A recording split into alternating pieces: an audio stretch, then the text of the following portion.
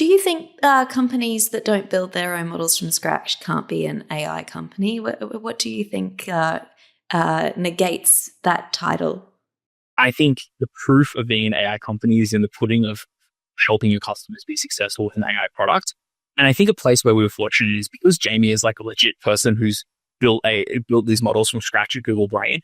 We didn't feel the need to do performative AI stuff to justify that we were an AI startup. Like, we weren't insecure about it. So we just went ahead and tried to use the state of the art from the foundation model companies to build something impactful for our users. And I would say, in 99% of cases with startups, that's obviously what you should be doing unless you happen to be a foundation model company. I see people get a little bit wrapped around the axle because of insecurity about, am I really doing AI if I'm not fine tuning? And I would say, forget about the what you're doing, just focus on the outcomes for your customers. And if you're using AI to create great outcomes for your customers, you're an AI company. Yeah, I agree with you. And I don't know what it's like in the founder groups, but there definitely seems to be a little bit of a rhetoric that if you're not building your own models, like there's some kind of, climbing Mount Everest to build a model from scratch. And it's kind of like, if no one's buying it, like it's a hobby at that point, right?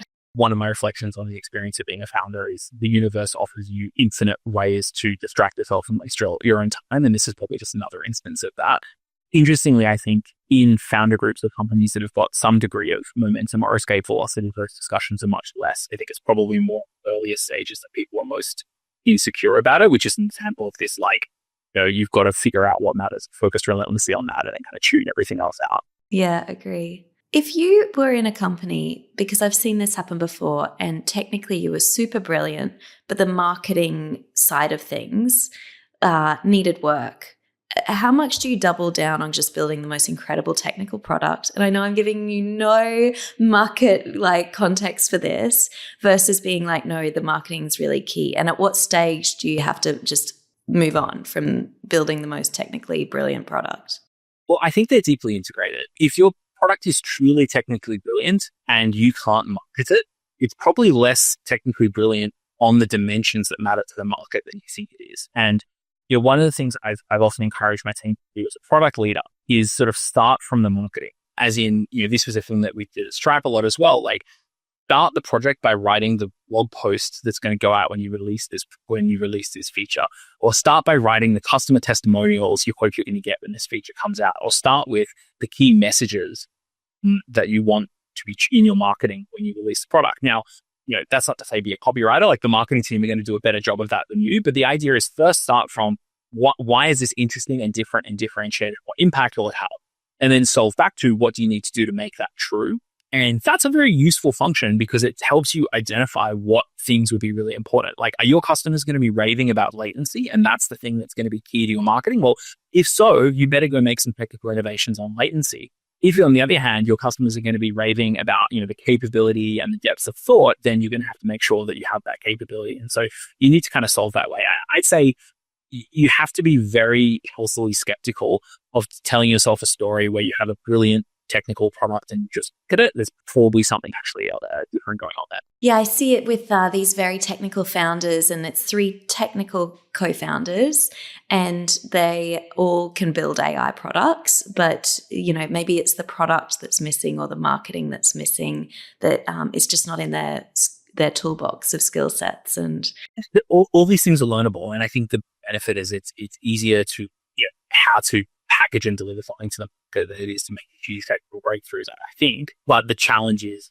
having the humility to hear that from the market. There are, in my mind, sort of 2 types of businesses you can build. One is you have a vision about the future and you're waiting for people to catch up. And in some percentage of cases, you'll be right and you'll be a visionary. A lot of cases, you'll be dead wrong. And that's a very high risk way to build business. I think the lower risk way to build a business is listen to what the market needs and go figure out how to give it to them as effectively as possible. But that requires humility in saying like, okay, well, I had this super cool idea, but the market's not there with me yet. So I'm going to put it on ice and go solve their problem and then come back to my super cool ideas when the market is pulling it out of me. Can I nerd out about product with you for one more moment? What AI products do you go to? What do you love to use in your day-to-day life? In the last month or so, 2 things I've been spending time on is deep research mode, whether it's, Perplexity or GPT. I found it's really good for handing off things where I want to get a base level of understanding from desktop research really quickly that I can then use to go develop my own perspectives, or just busy work. Like, I used it on the weekend. My wife was looking for a new pair of shoes for the gym that matched some criteria. And I was like, find what's available. And interestingly, like the number one recommendation it came back with after 10 minutes of search was, I think, the same as what her trainer had recommended. Did you use O3 Mini for that? What did you use to do that? It's crank up the max of the models because honestly, what they can do, and I want to waste but as money was like, I went nuts with that. Then the other one that has had a really big impact the last month is I've been really using Insurf a lot as my IDE. Ideally, consensus on our team is that Cursor is probably better at generating code in a particular file, but Windsurf is incredibly good at searching the code base. So for me, as someone who's not writing code day to day, I used to be like half our engineering team, now not even a fraction of it. It lets me kind of come in quite quickly, ask a question, orient myself to the right part of the code base, go make changes or understand how something is working. And that's been good high impact. Without that, probably the inertia of catching back up to the code base when I have time to jump in would stop me being productive. Whereas now I picked up a piece of feedback a customer gave me in the sales call last week and kind of banged out a solution for it on Saturday night in 45 minutes, which was awesome.